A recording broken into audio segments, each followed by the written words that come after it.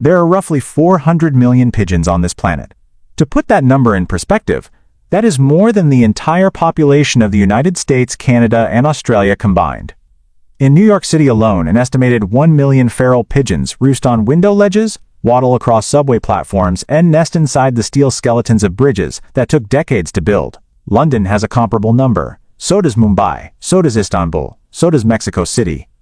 They are everywhere. They are abundant. They breed year-round, producing clutch after clutch in conditions that would kill most domesticated birds. And they are, by virtually any metric, the most accessible source of free-range animal protein in the modern world.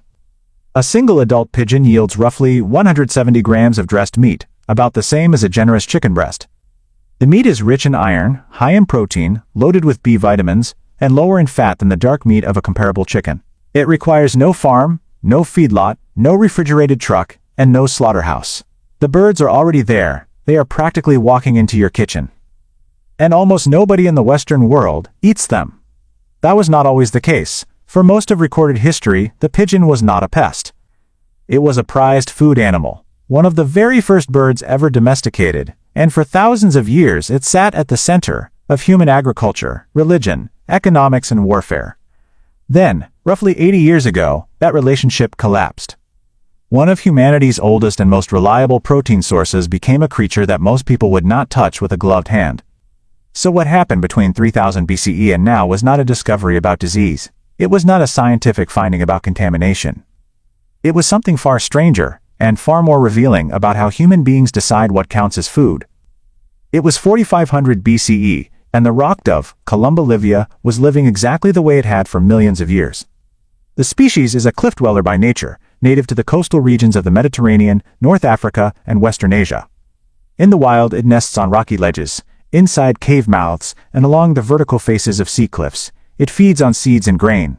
It mates for life. It returns, with almost mechanical precision, to the same roosting site every single night. That homing instinct was the key to everything that came next. When humans in the Fertile Crescent began building permanent structures out of stone and mud brick, they inadvertently replicated the exact habitat the rock dove had evolved to exploit. Flat ledges, sheltered overhangs, vertical surfaces pockmarked with holes and crevices. The buildings were, from the pigeon's perspective, artificial cliffs. The birds moved in without being invited, and the humans noticed immediately.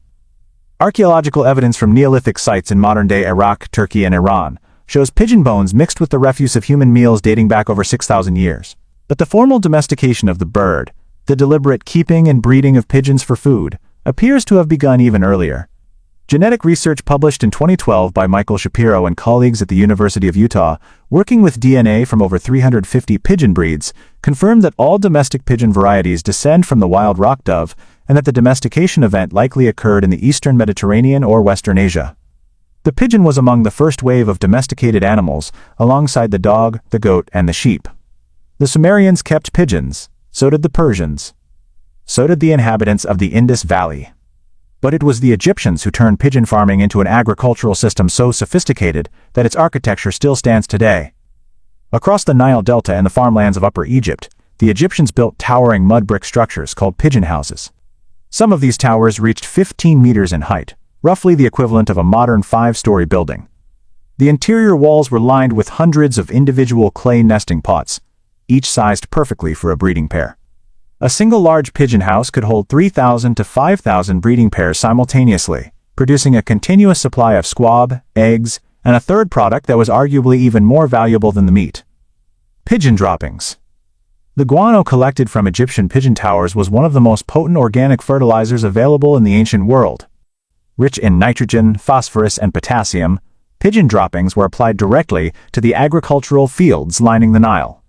The system was elegant in its circularity. The pigeons ate grain from the fields.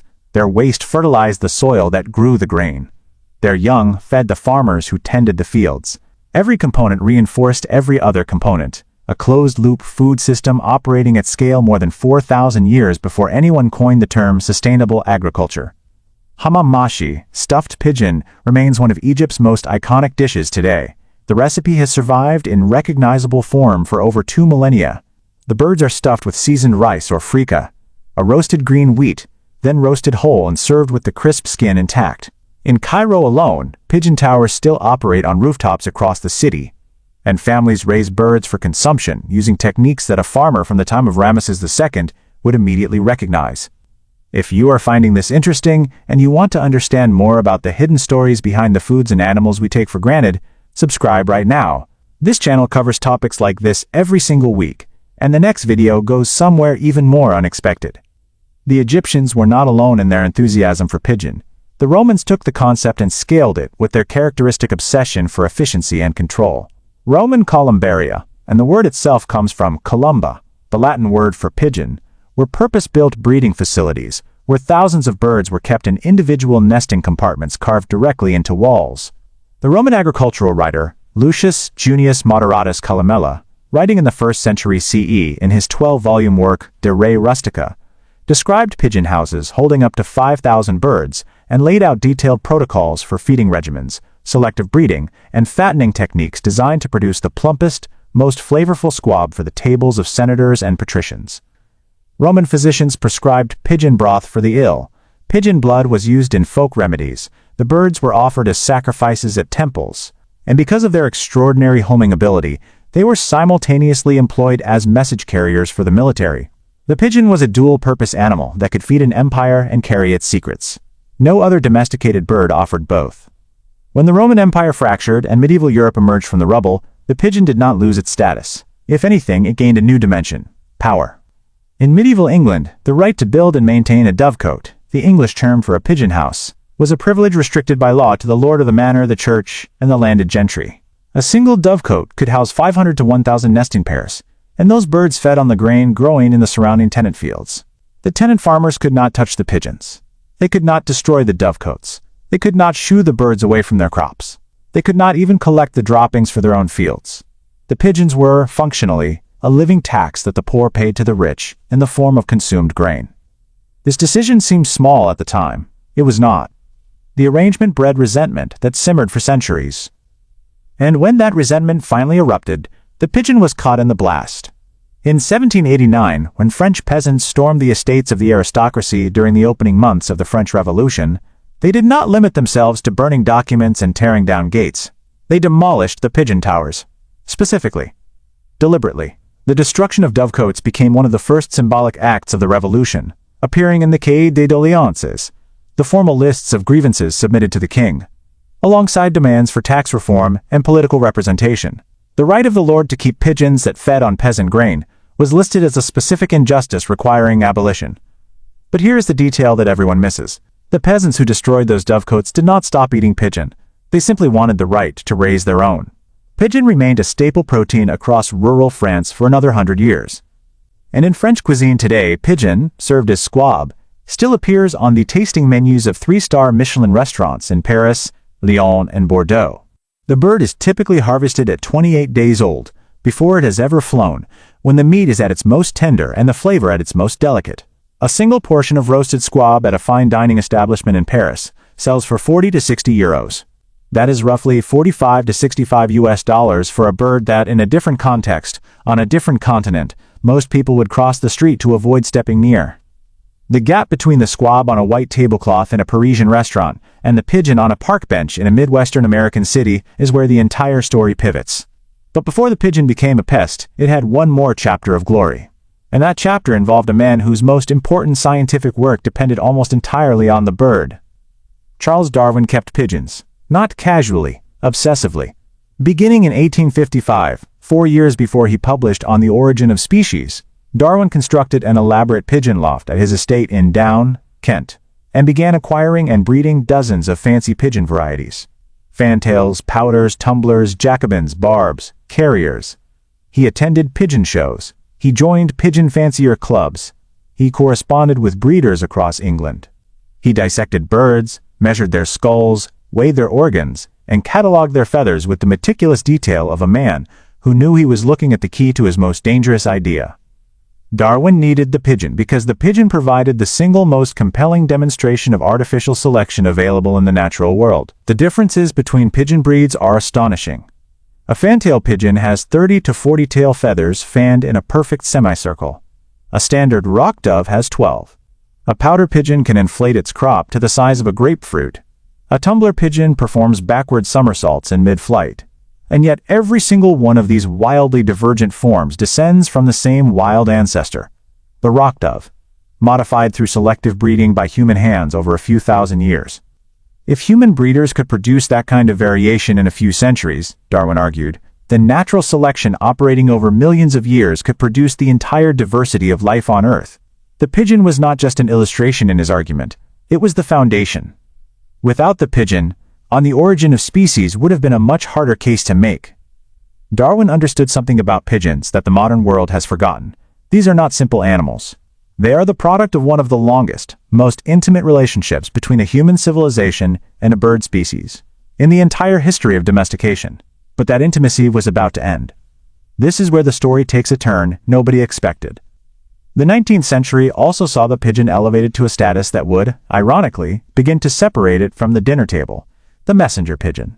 During the Franco-Prussian War of 1870, when the Prussian army besieged Paris and cut all telegraph lines, the French government used pigeons to carry microfilmed dispatches over enemy lines. Over the course of the siege, pigeons carried more than 150,000 official messages and roughly 1 million private letters into and out of the city. The birds flew through Prussian rifle fire, some were shot down, those that made it through became national heroes. The pattern repeated in both world wars. During World War I, a pigeon named Cher Ami, serving with the United States Army Signal Corps in France, carried a message from a trapped battalion of the 77th Infantry Division in October 1918, despite being shot through the breast, blinded in one eye, and losing a leg. The message reached headquarters. The battalion was rescued. Cher Ami received the Croix de Guerre from the French government, and was taxidermied and displayed at the Smithsonian Institution in Washington, where the bird remains today. During World War II, a pigeon named G.I. Joe saved the lives of over 1,000 British soldiers by delivering a message that prevented an American airstrike on the Italian village of Calvi Vecchia, just minutes before the bombs were scheduled to drop. G.I. Joe received the Dickin Medal, the animal equivalent of the Victoria Cross. These stories mattered more than they might seem, because once the pigeon became a war hero, once it was framed as brave, loyal, and self-sacrificing, the cultural category it occupied began to shift. You do not eat heroes. You do not serve a war medal recipient on a plate with roasted vegetables. The same homing instinct that once made the pigeon valuable as a food source, its compulsive return to a fixed location, had been repurposed into a narrative of loyalty and sacrifice that made eating the bird feel faintly treasonous. And then, almost simultaneously, the pigeon's other identity, the one that would ultimately define it, exploded across every major city in the industrialized world. When the Industrial Revolution drove millions of people from rural villages into dense urban centers, the domestic pigeon came along. But it did not come as livestock. It came as an escapee. For centuries, pigeons had been kept not only for food and fertilizer but for messaging and racing. Racing pigeons, bred for speed and endurance, were released in competitions across Belgium, England, and France. Breeding programs produced birds that could fly 600 miles in a single day, at speeds exceeding 90 kilometers per hour. But racing pigeons get lost. Messenger pigeons released during wartime never find their way back. Breeding stock escapes from damaged lofts. Over decades, then centuries, these lost and escaped domestics bred with each other and established feral populations in every major city in the Western world. The pigeon on the sidewalk outside your apartment building is not a wild animal. It is a descendant of a domestic animal that was abandoned by humans, and its ancestors were bred by humans for human purposes. It is, genetically and historically, a stray. Exactly like a feral cat or a loose dog, except nobody organizes rescue operations, and nobody calls it tragic. And that shift, from domesticated livestock to unmanaged urban pest, happened astonishingly fast. Sociologist Colin Jerolmack at New York University published a study in 2008 in the journal Social Problems titled How Pigeons Became Rats. Jerolmack analyzed decades of public discourse, municipal policy documents, and media coverage across the United States and United Kingdom to trace the cultural process by which the pigeon was reclassified from valued animal to despised nuisance. What he found was that the reclassification had nothing to do with disease, nothing to do with scientific evidence, and nothing to do with any measurable change in the bird itself. It was driven entirely by something Jerolmack called matter out of place.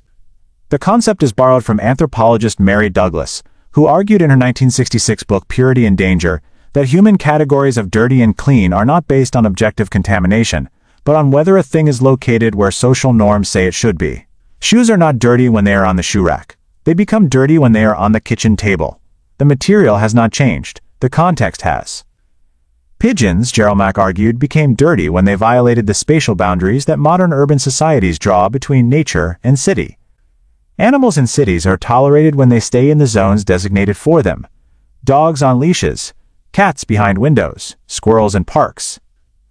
Pigeons refuse to respect those boundaries. They walk on restaurant tables. They roost on governmental buildings. They ride the subway. They sit on statues of generals and presidents. They do not behave like wildlife. They behave like unauthorized residents. And that violation triggers a disgust response that has nothing to do with biology and everything to do with social order. The phrase, "rats with wings," crystallized this sentiment permanently. It is commonly attributed to Woody Allen's 1980 film Stardust Memories, though variants appeared in New York City tabloid columns even earlier. The comparison to rats was brilliant in its destructiveness. It placed the pigeon in the same cognitive category as vermin, a thing to be controlled, poisoned, exterminated, certainly never eaten. And once that label embedded itself in popular culture, the pigeon's 10,000-year history as a food animal became functionally invisible. You do not eat vermin. You do not raise vermin. You certainly do not serve vermin at a table and call it dinner. If you are wondering how that is even possible, so is everyone else who actually looks at the data. Because the most common justification for not eating pigeon, the thing people say first and with the most conviction, is disease. And the science on this is more complicated than either side usually admits. Pigeons can carry pathogens. That part is real and measurable. The fungus Cryptococcus neoformans, which causes a serious form of meningitis, is found in accumulated pigeon droppings, particularly in enclosed spaces where the feces dry out and the fungal spores become airborne. Histoplasma capsulatum, another fungal pathogen that causes lung infections, thrives in similar conditions. And Chlamydophila psittaci, the bacterium responsible for psittacosis, sometimes called parrot fever, can be transmitted from pigeons to humans through inhalation of dried fecal particles. These are real diseases. The microorganisms exist. The transmission pathways have been documented. Nobody disputes that. But here is the detail that changes the math entirely. None of these diseases are transmitted by eating properly cooked pigeon meat. The infection route is respiratory, not digestive. A construction worker cleaning out a pigeon-infested attic without a respirator is at genuine risk. A person eating a roasted pigeon that was slaughtered, cleaned, and cooked to an internal temperature of 74 degrees Celsius, about 165 degrees Fahrenheit, which is the same temperature that renders chicken and turkey safe, is at virtually zero risk. The pathogen pathway and the food pathway occupy completely different biological channels. Daniel Haag-Wackernagel, a biologist at the University of Basel in Switzerland who has spent over 30 years studying urban pigeon populations, published research in 2005 demonstrating that while pigeons can technically harbor approximately 110 species of pathogens, the actual documented incidence of pigeon-to-human disease transmission is extremely low. In reviewing decades of epidemiological literature, Haag-Wackernagel found that the health risks of urban pigeons are routinely and significantly exaggerated relative to the actual clinical data. The number of confirmed human disease cases directly attributable to pigeon contact in European cities was, in his words, negligible compared to the public perception of the risk. Now compare that to the chicken sitting in your refrigerator right now. Studies by the Centers for Disease Control and Prevention in the United States have found salmonella in roughly 25% of raw chicken products sold in American grocery stores. That is 1 out of every 4 packages. Campylobacter contamination rates are even higher, reaching 47 out of every 100 samples in some surveys. Factory farm chickens live in conditions that make an urban pigeon roost look pristine. They stand in accumulated waste. They develop sores from overcrowding. They are dosed with antibiotics not to treat illness, but to prevent the infections that their living conditions make inevitable. And nobody hesitates to buy them, bring them home, and feed them to their children. That is not a typo, by the way. The factory farm bird that arrives shrink-wrapped in a sterile-looking package harbors documented pathogen loads that dwarf anything found in a feral pigeon.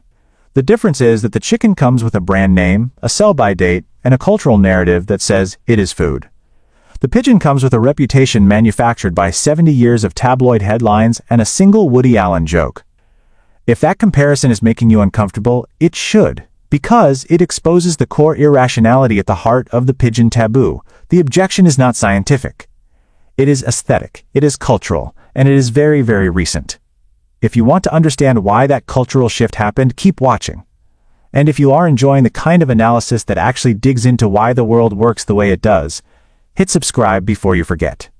Most people who watch this channel regularly say they found it by accident and wish they had found it sooner.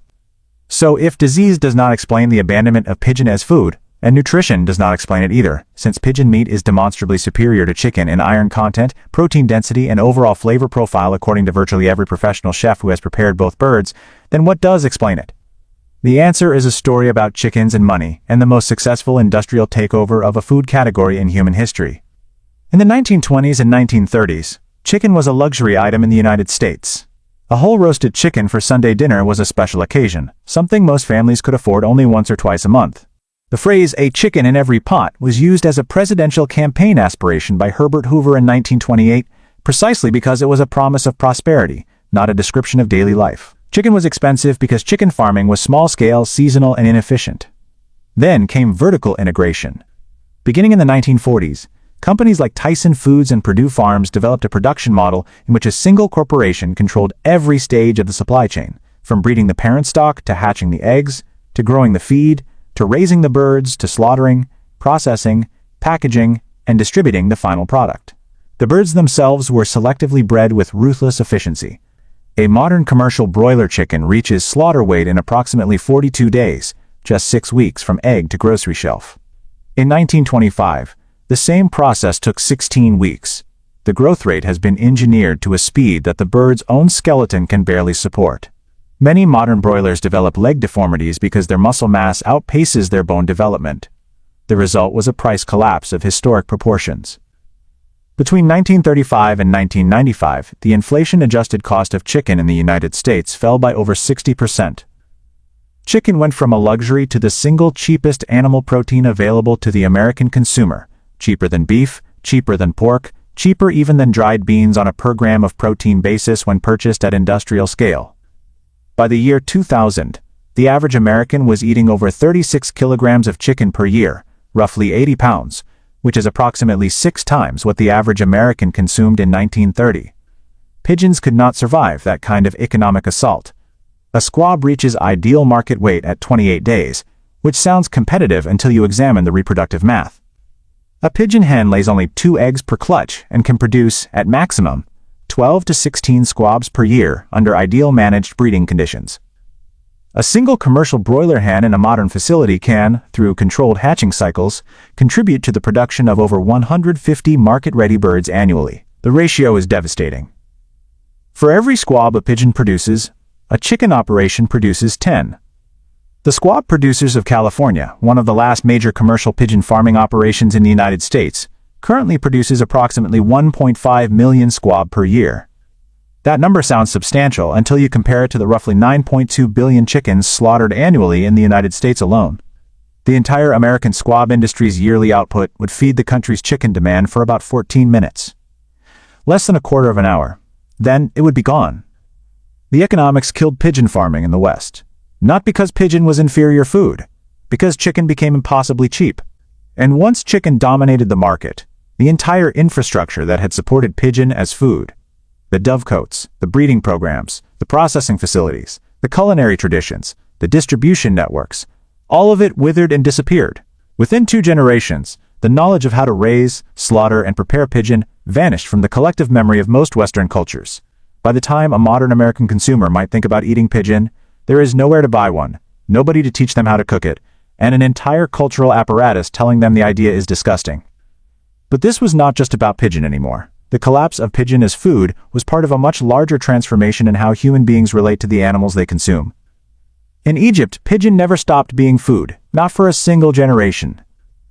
Egyptian pigeon houses, some of them monumental structures housing 10,000 birds or more, still operate across the Nile Delta today. The pigeons are fed clean grain, harvested as squabs, and prepared using recipes that predate the Ptolemaic dynasty. Nobody in Cairo regards pigeon with disgust. Nobody in Alexandria considers it unusual. The dish is national. It is celebratory.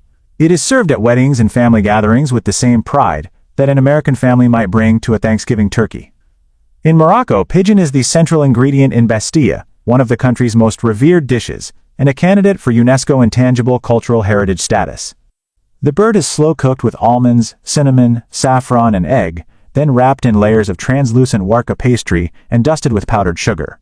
The combination of savory and sweet, of flaky pastry and rich dark meat, is considered one of the finest expressions of Moroccan culinary art. It is served at royal banquets. It is served to honored guests.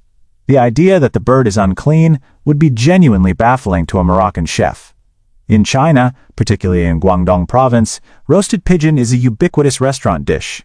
The birds are marinated in a mixture of 5-spice powder, maltose, soy, and rice wine, then air-dried and deep-fried or roasted until the skin achieves a glassy, shattering crispness that rivals the best Cantonese roast duck. A single portion costs less than a comparable serving of duck in most restaurants. Pigeon is not exotic in Guangdong. It is ordinary. It is weeknight food. In France, despite everything that has happened to pigeon's reputation in the English-speaking world, squab has never left the fine dining tradition.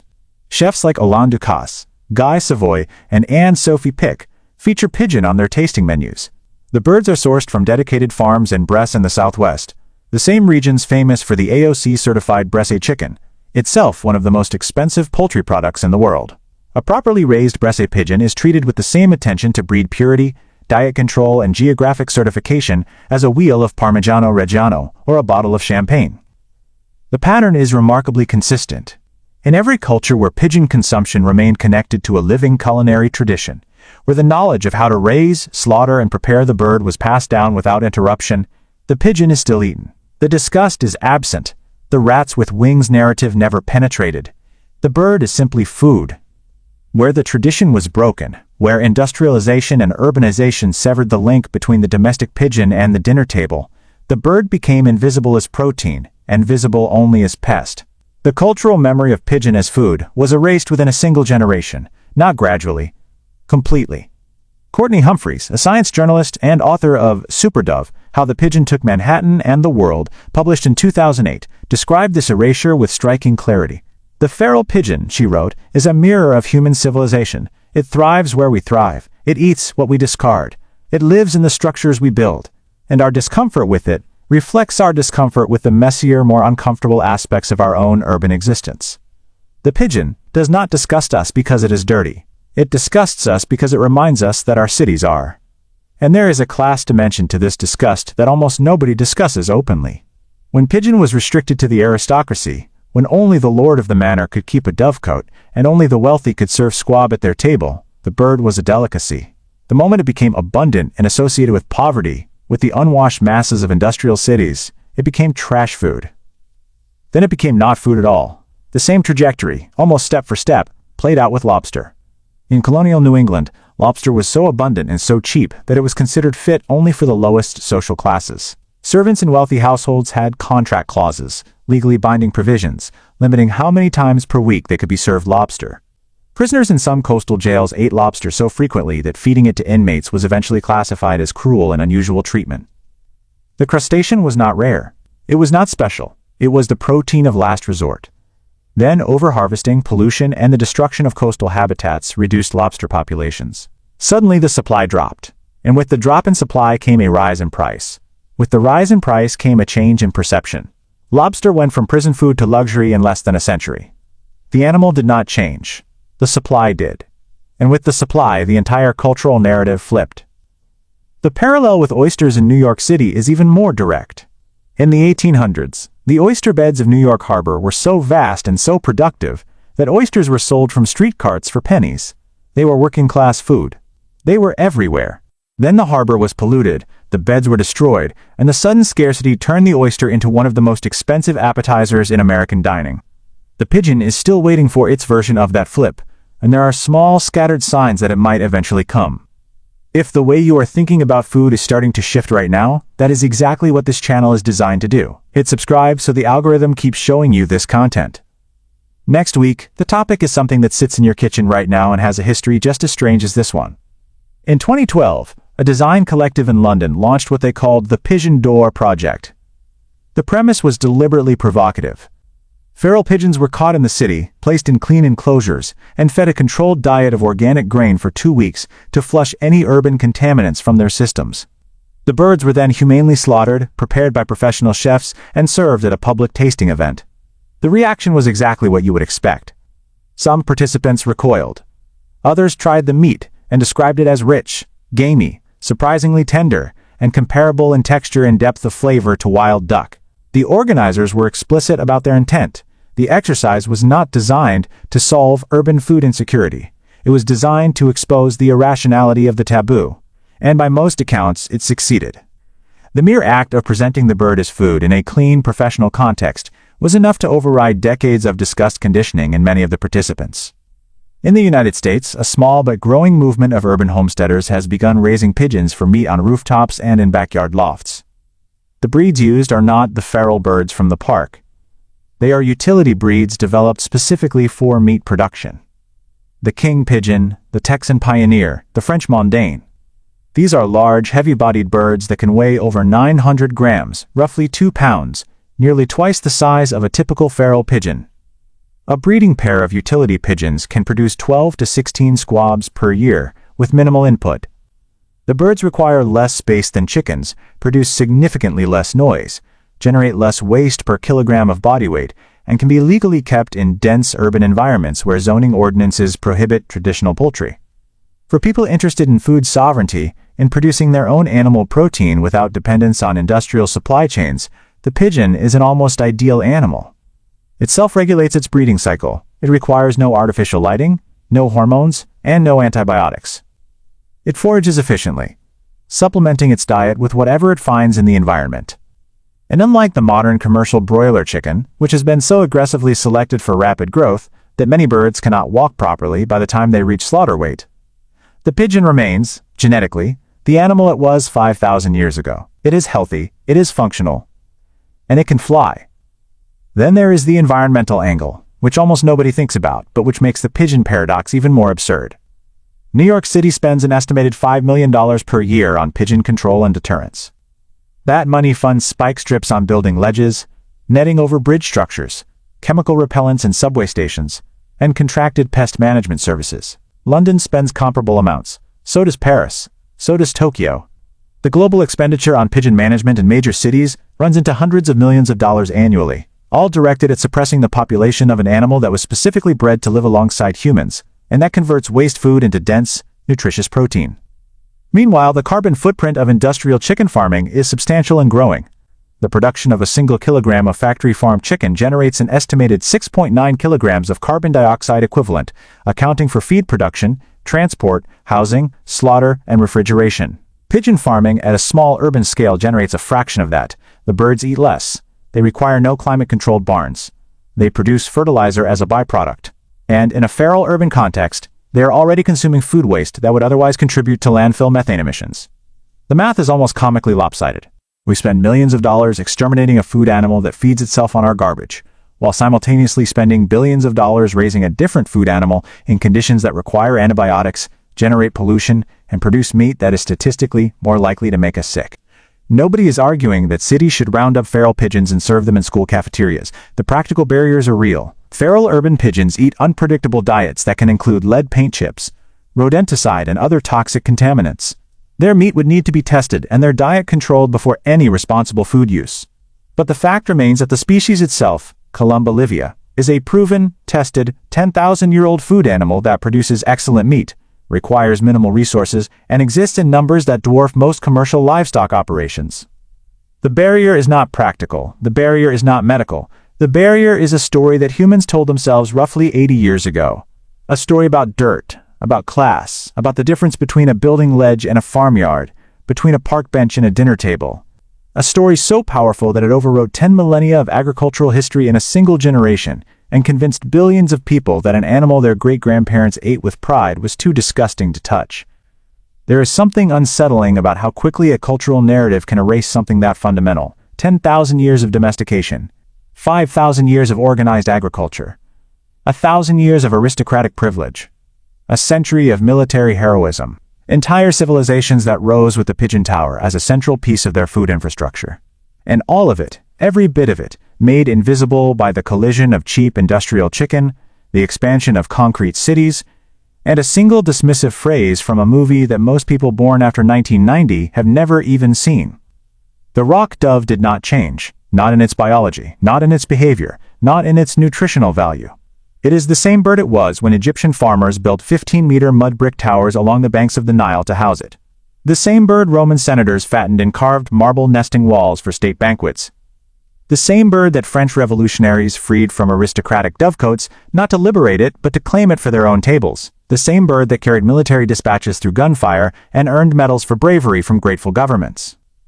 And somewhere right now, on a window ledge on the 32nd floor of a glass tower in Midtown Manhattan, a direct descendant of one of humanity's oldest domesticated food animals is sitting quietly, watching the lunch crowd pass below carrying bags full of factory-farmed chicken sandwiches wrapped in plastic.